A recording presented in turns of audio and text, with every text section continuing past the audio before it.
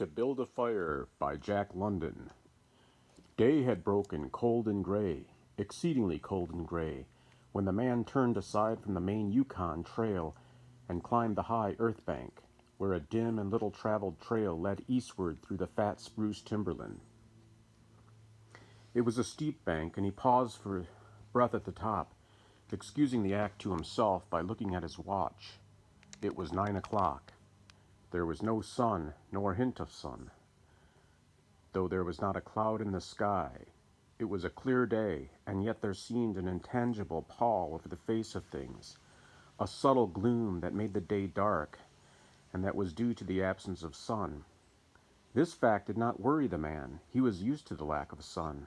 It had been days since he had seen the sun, and he knew that a few more days must pass before the cheerful orb due south would just peep above the skyline and dip immediately from view. The man flung a look back along the way he had come. The Yukon lay a mile wide and hidden under 3 feet of ice. On top of this ice were as many feet of snow. It was all pure white, rolling in gentle undulations where the ice jams of the freeze-up had formed. North and south, as far as his eye could see, it was unbroken white, save for a dark hairline that curved and twisted from around the spruce-covered island to the south, and that curved and twisted away into the north, where it disappeared behind another spruce-covered island. This dark hairline was the trail, the main trail, that led south 500 miles to the Chillicoot Pass, Daya, and Salt Water, that led north 70 miles to Dawson, and still on to the north 1,000 miles to Nulato, and finally to St. Michael on Bering Sea.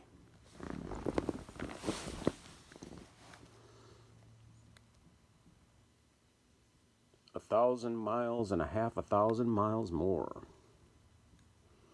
But all this mysterious, far-reaching hairline trail, the absence of sun from the sky, the tremendous cold, and the strangeness and weirdness of it all made no impression on the man. It was not because he was long used to it. He was a newcomer in the land, a Chichakwa, and this was his first winter. The trouble with him was that he was without imagination. He was quick and alert in the things of life, but only in the things and not in the significances. 50 degrees below zero meant 80-odd degrees of frost. Such a fact impressed him as being cold and uncomfortable, and that was all. It did not lead him to meditate upon his frailty as a creature of temperature and upon man's frailty in general, able only to live within a certain narrow limits of heat and cold. And from there on it did not lead him to the conjectural field of immortality and man's place in the universe. 50 degrees below zero stood for a bite of frost that hurt and that must be guarded against by the use of mittens, ear flaps, warm moccasins, and thick socks. 50 degrees below zero was to him just precisely 50 degrees below zero.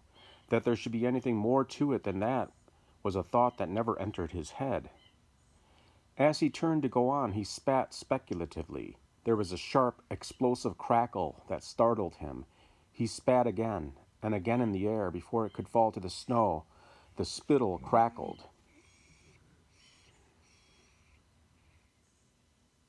He knew that at 50 below spittle crackled on the snow, but this spittle had crackled in the air. Undoubtedly, it was colder than 50 below. How much colder he did not know, but the temperature did not matter. He was bound for the old claim on the left fork of Henderson Creek, where the boys were already. They had come over across the divide from the Indian Creek country, while he had come the roundabout way to take a look at the possibilities of getting out logs in the spring from the islands in the Yukon. He would be into camp by 6 o'clock, a bit after dark it was true, but the boys would be there.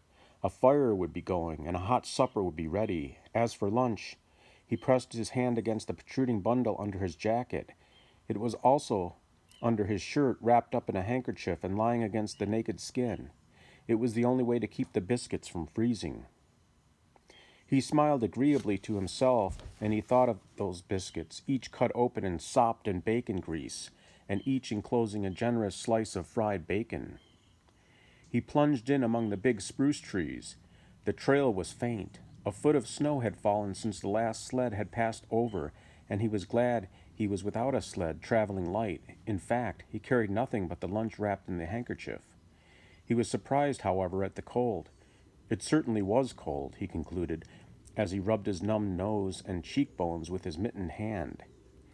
He was a warm-whiskered man, but the hair on his face did not protect the high cheekbones and the eager nose that thrust itself aggressively in the frosty air. As the man's heels trotted a dog, a big native husky, the proper wolf dog, gray-coated and without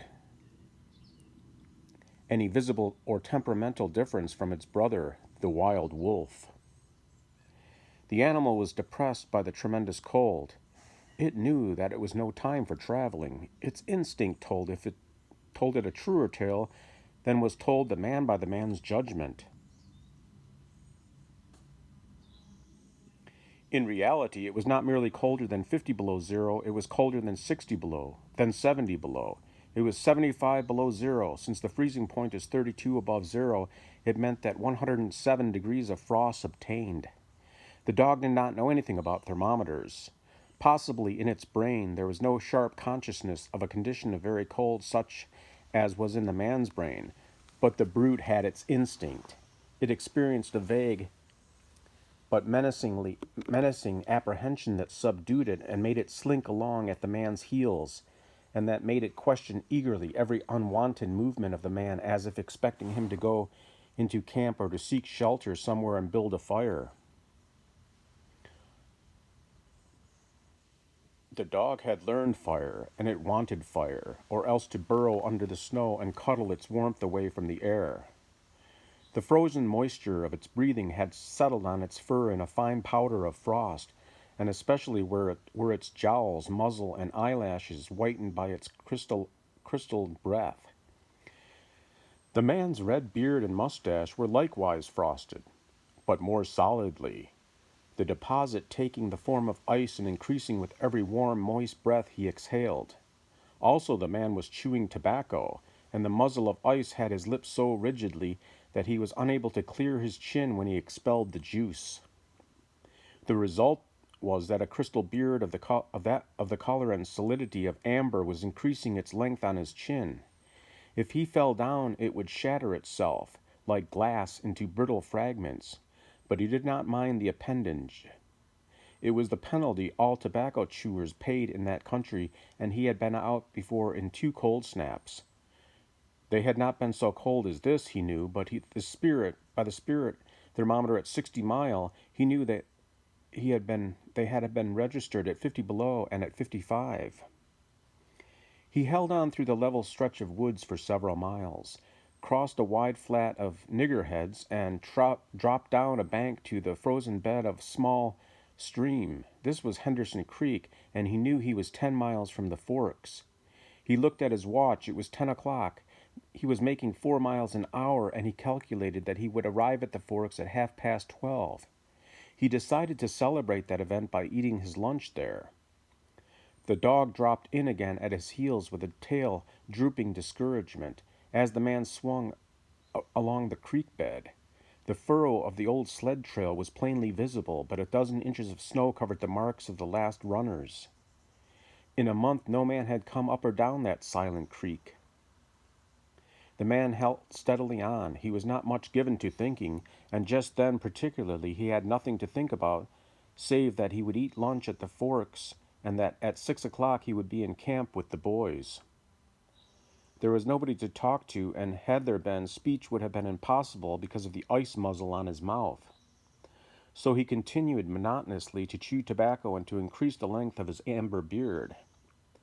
Once in a while the thought reiterated itself that it was very cold and that he had never experienced such cold. As he walked along, he rubbed his cheekbones and nose with the back of his mittened hand. He did this automatically, now and again changing hands. But rub as he could, the instant he stopped, his cheekbones went numb, and the following instant the end of his nose went numb. He was sure to frost his cheeks, he knew that, and experienced a pang of regret that he had not devised a nose strap of the sort Bud wore in cold snaps. Such a strap pressed passed across the cheeks as well and saved them, but it didn't matter much. After all, what were frosted cheeks? A bit painful, that was all. They were never serious. Empty as the man's mind was of thoughts, he was keenly observant, and he noticed the changes in the creek, the curves and bends and timber jams, and always he sharply noted where he placed his feet. Once, coming around a bend, he shied abruptly like a startled horse, curved away from the place where he had been walking, and retreated several paces back along the trail. The creek, he knew, was frozen clear to the bottom. No creek could contain water in that Arctic winter, but he knew also that there were springs that bubbled out from the hillsides and ran along the snow and on top of the ice creek. He knew that the coldest snaps never froze these springs, and he knew likewise their danger. They were traps. They hid pools of water under the snow that might be 3 inches deep or 3 feet. Sometimes a skin of ice half an inch thick covered them, and in turn was covered by the snow. Sometimes there were alternate layers of water and ice skins, so that when one broke through, he kept on breaking through for a while, sometimes wetting himself to the waist. That was why he shied in such panic. He had felt the give under his feet and heard the crackle of a snow-hidden ice skin. And to get his feet wet in such a temperature meant trouble and danger. At the very least, it meant delay, for he would be forced to stop and build a fire, and under its protection to bare his feet while he dried his socks and moccasins. He stood and studied the creek bed and its banks and decided that the flow of water came from the right. He reflected a while, rubbing his nose and cheeks, then skirted to the left, stepping gingerly and testing the footing for each step. Once clear of the danger, he took a fresh chew of tobacco and swung along at his 4-mile gait. In the course of the next 2 hours, he came upon several similar traps. Usually, the snow above the hidden pools had a sunken, candied appearance that advertised the danger. He compelled the dog to go on in front. The dog did not want to go. It hung back until the man shoved it forward, and then it went quickly across the white, unbroken surface. Suddenly it broke through, floundered to one side, and got away to firmer footing. It had wet its 4 feet and legs, and almost immediately the water that clung to it turned to ice. It made quick efforts to lick the ice off its legs, then dropped down in the snow and began to bite out the ice that had formed between the toes. This was a matter of instinct. To permit the ice to remain would mean sore feet. It did not know this. It merely obeyed the mysterious prompting that arose from the deep crypts of its being. But the man knew, having achieved a judgment on the subject, and he removed the mitten from his right hand and helped tear out the ice particles. He did not expose his fingers more than a minute, and was astonished at the swift numbness that smote them. It certainly was cold. He pulled on the mitten hastily and beat the hand savagely across his chest. At 12 o'clock the day was at its brightest. The sun was too far south on its winter journey to clear the horizon. The bulge of the earth intervened between it and Henderson Creek, where the man walked under a clear sky at noon and cast no shadow. At 12:30 to the minute, he arrived at the forks of the creek. He was pleased at the speed he had made. If he kept it up, he would certainly be with the boys by 6. He unbuttoned his jacket and shirt and drew forth his lunch. The action consumed no more than a quarter of a minute, yet in that brief moment, the numbness laid hold of the exposed fingers. He did not put the mitten on, but instead struck the fingers a dozen sharp smashes against his leg. Then he sat down on a snow-covered log to eat. The sting that followed upon the striking of his fingers against his legs ceased so quickly that he was startled. He had had no chance to take a bite of biscuit. He struck the fingers repeatedly and returned them to the mitten, baring the other hand for the purpose of eating. He tried to take a mouthful, but the ice muzzle prevented. He had forgotten to build a fire and thaw out. He chuckled at his foolishness, and as he chuckled, he noted the numbness creeping into the exposed fingers. Also, he noted that the stinging, which had first come to his toes when he sat down, was already passing away. He wondered whether the toes were warm or numbed. He moved them inside the moccasins and decided that they were numbed. He pulled the mitten on hurriedly and stood up. He was a bit frightened. He stamped up and down until the stinging returned into the feet. It certainly was cold, was his thought. That man from Sulphur Creek had spoken the truth when telling how cold it sometimes got in the country, and he had laughed at him at the time. That showed one must not be too sure of things. There was no mistake about it. It was cold. He strode up and down, stamping his feet and threshing his arms until reassured by the returning warmth. Then he got out matches and proceeded to make a fire. From the undergrowth, where high water of the previous spring had lodged a supply of seasoned twigs, he got his firewood.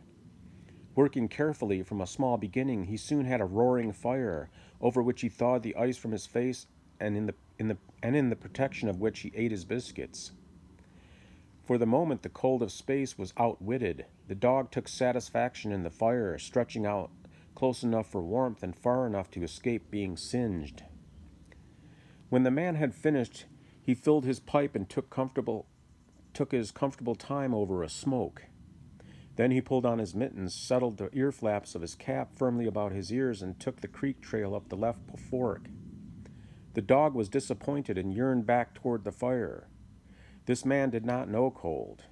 Possibly all the generations of his ancestry had been ignorant of cold, of real cold, of cold 107 degrees below freezing point. But the dog knew. All its ancestry knew, and it had inherited the knowledge, and it knew that it was not good to walk abroad in such fearful cold. It was the time to lie snug in a hole in the snow and wait for a curtain of cloud to be drawn across the face of outer space whence this cold came. On the other hand, there was keen intimacy between the dog and the man. The one was the toil slave of the other, and the only caresses it ever received were the caresses of the whiplash, and of harsh and menacing throat sounds that threatened the whiplash. So the dog made no effort to communicate its apprehension to the man. It was not concerned in the welfare of the man. It was for its own sake that it yearned back toward the fire. But the man whistled and spoke to it with the sound of whiplashes, and the dog swung in at the man's heels and followed after. The man took a chew of tobacco and proceeded to start a new amber beard. Also, his moist breath quickly powdered with white his mustache, eyebrows, and lashes. There did not seem to be so many springs on the left fork of the Henderson, and for half an hour the man saw no signs of any.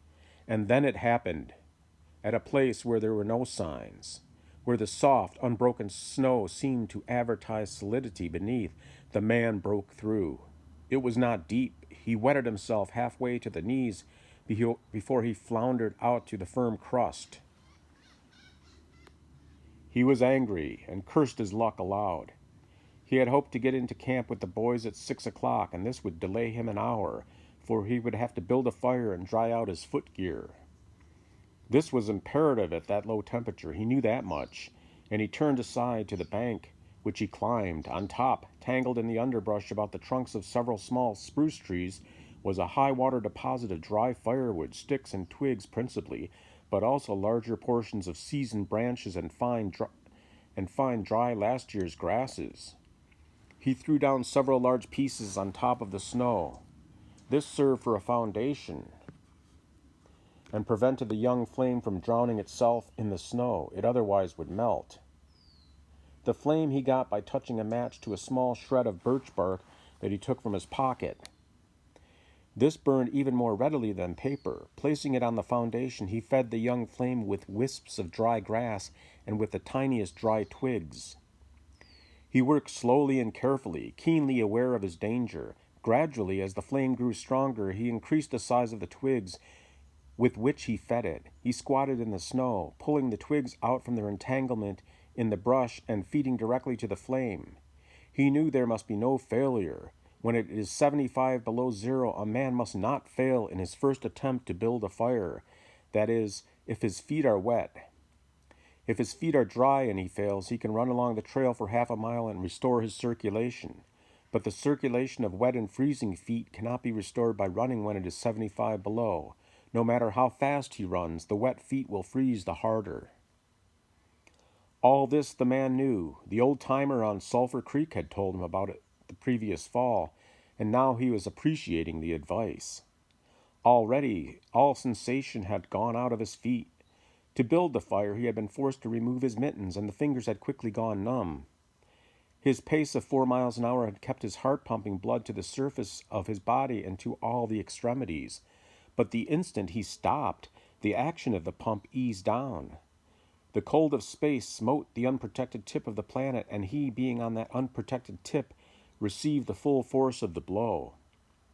The blood of his body recoiled before it. The blood was alive like the dog, and like the dog, it wanted to hide away and cover itself up from the fearful cold.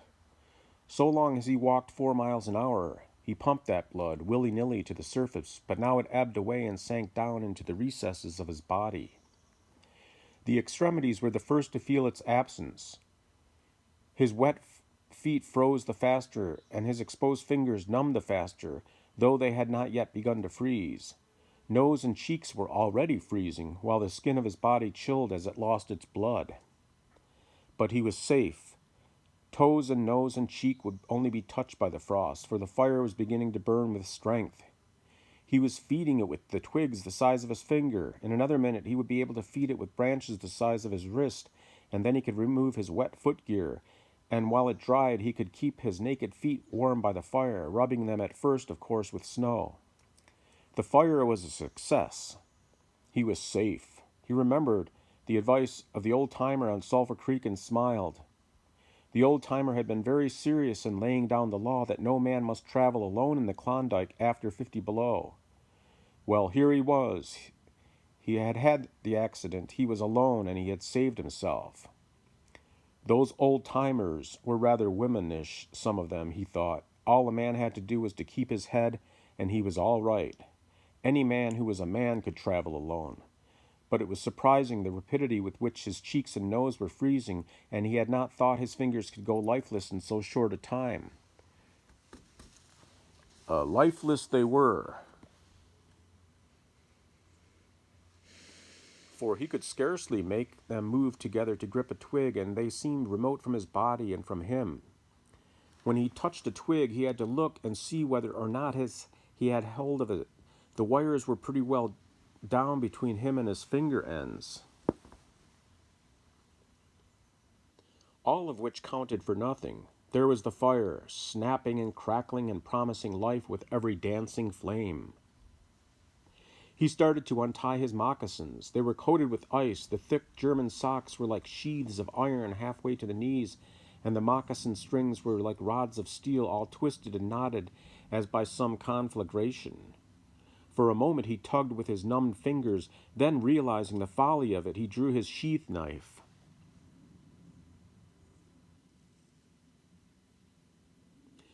But before he could cut the strings, it happened. It was his own fault, or rather his mistake. He should not have built the fire under the spruce tree.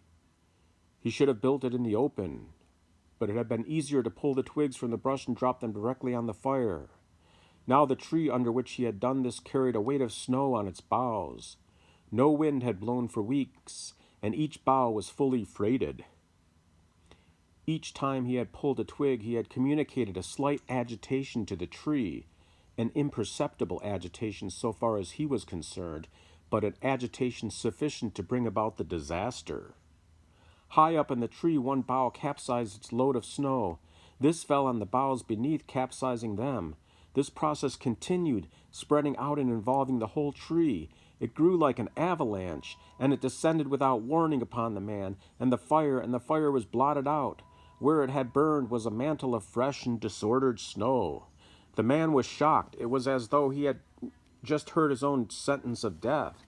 For a moment he sat and stared at the spot where the fire had been. Then he grew very calm. Perhaps the old-timer on Sulphur Creek was right. If he had only a trail mate, he would have been in no danger now. The trail mate could have built the fire. Well, it was up to him to build the fire over again, and this second time there must be no failure. Even if he succeeded, he would most likely lose some toes. His feet must be badly frozen by now, and there would be some time before the second fire was ready. Such were his thoughts, but he did not sit and think them. He was busy all the time they were passing through his mind. He made a new foundation for a fire, this time in the open, where no treacherous tree could blot it out. Next, he gathered dry grasses and tiny twigs from the high water flotsam. He could not bring his fingers together to pull them out, but he was able to gather them by the handful. In this way, he got so many rotten twigs and bits of green moss that were undesirable, but it was the best he could do. He worked methodically, even collecting an armful of the larger branches to be used later when the fire gathered strength. And all the while the dog sat and watched him, a certain yearning wistfulness in its eyes, for it looked upon him as the fire provider, and the fire was slow in coming. When all was ready, the man reached in his pocket for a second piece of birch bark. He knew the bark was there, and though he could not feel it with his fingers, he could hear its crisp rustling as he fumbled for it. Try as he would, he could not clutch hold of it, and all the time in his consciousness was the knowledge that each instant his feet were freezing. This thought tended to put him in a panic, but he fought against it and kept calm. He pulled on his mittens with his teeth and threshed his arms back and forth, beating his hands with all his might against his sides. He did this sitting down, and he stood up to do it, and all the while the dog sat in the snow, its wolf brush of a tail curled around warmly over its forefeet. Its sharp wolf ears pricked forward intently as it watched the man, and the man, as best as he beat and threshed with his arms and hands, felt a great surge of envy as he regarded the creature that was warm and secure in its natural covering. After a time, he was aware of the first far-away signals of sensation in his beaten fingers. The faint tingling grew stronger till it evolved into a stinging ache that was excruciating, but which the man hailed with satisfaction. He stripped the mitten from his right hand and fetched forth the birch bark. The exposed fingers were quickly going numb again. Next he brought out his bunch of sulphur matches, but the tremendous cold had already driven the life out of his fingers. In his effort to separate one match from the others, the whole bunch fell in the snow. He tried to pick it out of the snow, but failed. The dead fingers could neither touch nor clutch. He was very careful. He drove the thought of his freezing feet and nose and cheeks out of his mind, devoting his whole soul, to the matches. He watched, using the sense of vision in place of that touch, and when he saw his fingers on each side the bunch, he closed them. That is, he willed to close them, for the wires were drawn, and the fingers did not obey. He pulled the mitten on the right hand and beat it fiercely against his knee. Then, with both mittened hands, he scooped the branches of matches along with much snow into his lap, yet he was no better off. After some manipulation, he managed to get the bunch between the heels of his mittened hands. In this fashion, he carried it to his mouth. The ice crackled and snapped when, by a violent effort, he opened his mouth. He drew the lower jaw in, curled the upper lip out of the way, and scraped the bunch with his upper teeth in order to separate a match. He succeeded in getting one, which he dropped on his lap. He was no better off. He could not pick it up. Then he devised a way. He picked it up in his teeth and scratched it on his leg. 20 times he scratched before succeeding in lighting it. As it flamed, he held it with his teeth to the birch bark, but the burning brimstone went up his nostrils and into his lungs, causing him to cough spasmodically. The match fell into the snow and went out. The old-timer on Sulphur Creek was right, he thought, in the moment of controlled despair that ensued. After 50 below, a man should travel with a partner. He beat his hands but failed in exciting any sensation. Suddenly he bared both hands, removing mittens with his teeth. He caught the whole bunch between the heels of his hands. His arm muscles not being frozen enabled him to press the heels tightly against the matches. Then he scratched the bunch along his leg. It flared into flame, 70 sulphur matches at once. There was no wind to blow them out. He kept his head to one side to escape the strangling fumes, and he held the blazing bunch to the birch bark. As he so held it, he became aware of sensation in his hands. His flesh was burning. He could smell it. Deep down below the surface, he could feel it. The sensation developed into the pain that grew acute, and still he endured it, holding the flame of the matches clumsily to the bark that would not light readily because his own burning hands were in the way, absorbing most of the flame. At last, when he could endure no more, he jerked his hands apart. The blazing matches fell sizzling into the snow, but the birch bark was alight. He began laying dry grasses and the tiniest twigs on the flame. He could not pick and choose, for he had to lift the fuel between the heels of his hands. Small pieces of rotten wood and green moss clung to the twigs, and he bit them off as he could with his teeth. He cherished the flame carefully and awkwardly. It meant life, and it must not perish. The withdrawal of blood from the surface of his body now made him begin to shiver, and he grew more awkward. A large piece of green moss fell squarely on the little fire. He tried to poke it out with his fingers, but his shivering frame made him poke too far, and he disrupted the nucleus of the little fire, the burning grasses and the tiny twigs separating and scattering. He tried to poke them together again, but in spite of the tenseness of his effort, his shivering got away with him, and the twigs were hopelessly scattered. Each twig gushed a puff of smoke and went out. The fire provider had failed. As he looked apathetically about him, his eyes chanced on the dog sitting across the ruins of the fire from him in the snow, making restless, hunching movements, slightly lifting one forefoot and then the other, shifting its weight back and forth on them with wistful eagerness. The sight of the dog put a wild idea in his head. He remembered the tale of the man caught in a blizzard who killed a steer and crawled inside the carcass, and so was saved. He would kill the dog and bury his hands in the warm body until the numbness went out of them. Then he could build another fire. He spoke to the dog, calling it to him, but in his voice was a strange note of fear that frightened the animal, who had never known the man to speak in such a way before. Something was the matter, and its suspicious nature sensed danger.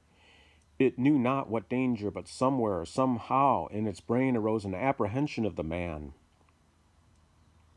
It flattened its ears down at the sound of the man's voice, and its restless hunching movements and the liftings and shiftings of its forefeet became more pronounced, but it would not come to the man.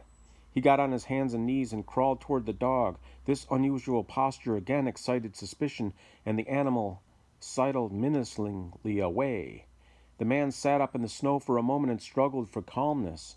Then he pulled on his mittens by means of his teeth and got upon his feet. He glanced down at first in order to assure himself that he was really standing up, for the absence of sensation in his feet left him unrelated to the earth. His erect position in itself started to drive the webs of suspicion from the dog's mind, and when he spoke peremptorily, with the sound of whiplashes in his voice, the dog rendered its customary allegiance and came to him. As it came within reaching distance, the man lost his control. His arms flashed out to the dog and experienced a genuine surprise when he discovered that his hands could not clutch, that there was neither bend nor feeling in the fingers. He had forgotten for the moment that they were frozen and that they were freezing more and more. All this happened quickly, and before the animal could get away, he encircled its body with his arms. He sat down in the snow and in this fashion held the dog while it snarled and whined and struggled. But it was all he could do, hold its body encircled in its arms and sit there. He realized that he could not kill the dog. There was no way to do it. With his helpless hands he could neither draw nor hold his sheath knife nor throttle the animal. He realized it, and it plunged wildly away with its tail between its legs and still snarling. It halted 40 feet away and surveyed him curiously with ears sharply pricked forward. The man looked down at his hands in order to locate them and found them hanging on the ends of his arms. It struck him as curious that one should have to use his eyes in order to find out where his hands were. He began threshing his arms back and forth, beating the mittened hands against his sides. He did this for 5 minutes violently, and his heart pumped enough blood to the surface to put a stop to his shivering, but no sensation was aroused in the hands.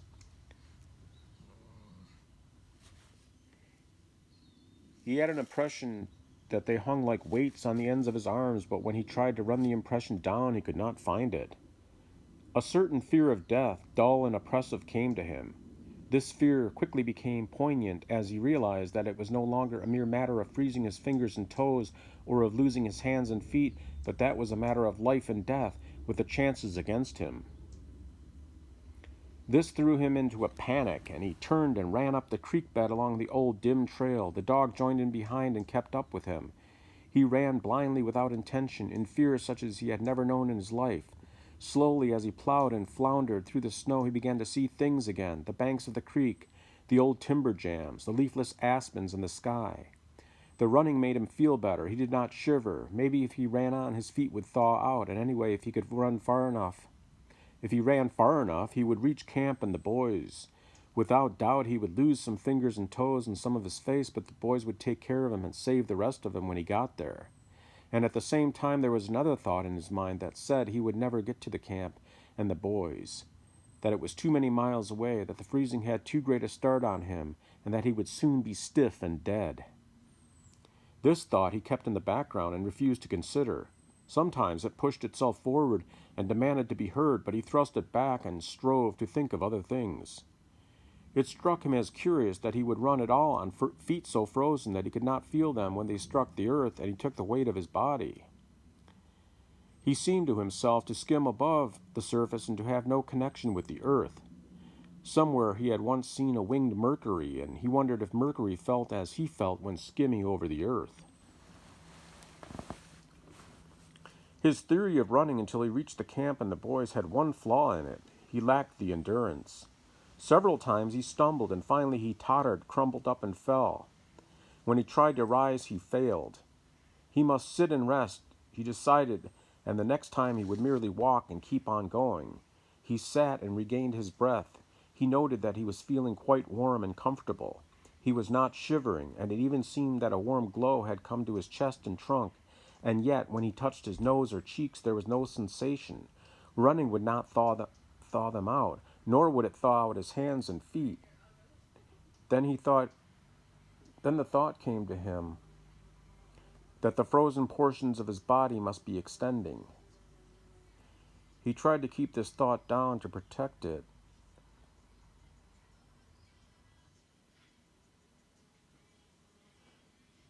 To forget it, to think of something else.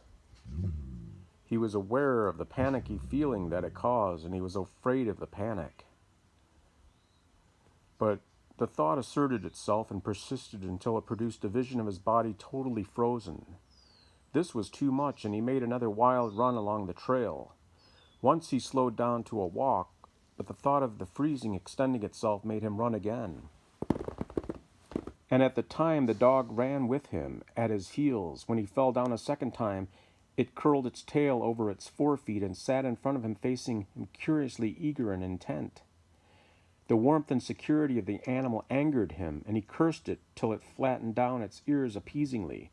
This time the shivering came more quickly upon the man. He was losing in his battle with the frost. It was creeping onto his body from all sides. The thought of it drove him on, but he ran no more than 100 feet. When he staggered and pitched headlong, it was his last panic. When he had recovered his breath and control, he sat up and entertained in his mind the conception of meeting death with dignity. However, the conception did not come to him in such terms. His idea of it was that he had been making a fool of himself, running around like a chicken with its head cut off. Such was the simile that occurred to him. Well, he was bound to freeze anyway, and he might as well take it decently. With this newfound peace of mind came the first glimmerings of drowsiness. A good idea, he thought, to sleep off to death. It was like taking an anesthetic. Freezing was not so bad as people thought. There were lots worse ways to die. He pictured the boys finding his body the next day. Suddenly he found himself with them, coming along the trail and looking for himself, and still with them. He came around a turn in the trail and found himself lying in the snow. He did not belong with himself any more. For even then he was out of himself, standing with the boys and looking at himself in the snow. It certainly was cold, he thought. When he got back to the States, he could tell the folks what real cold was. He drifted on from this to a vision of the old-timer on Sulphur Creek. He could see him quite clearly, warm and comfortable, and smoking a pipe. "You were right, old hoss, you were right," the man mumbled to the old-timer of Sulphur Creek. Then the man drowsed off into what seemed to him the most comfortable and satisfying sleep he had ever known. The dog sat facing him and waiting. The brief day drew to a close in a long, slow twilight. There were no signs of a fire to be made, and besides, never in the dog's experience had it known a man to sit like that in the snow and make no fire. As the twilight drew on, its eager yearning for the fire mastered it, and with a great lifting and shifting of forefeet it whined softly, then flattened its ears down in anticipation of being chidden by the man. But the man remained silent. Later the dog whined loudly, and still later it crept close to the man and caught the scent of death. This made the animal bristle and back away. A little longer it delayed, howling under the stars that leaped and danced and shone brightly in the cold sky. Then it turned and trotted up the trail in the direction of the camp it knew.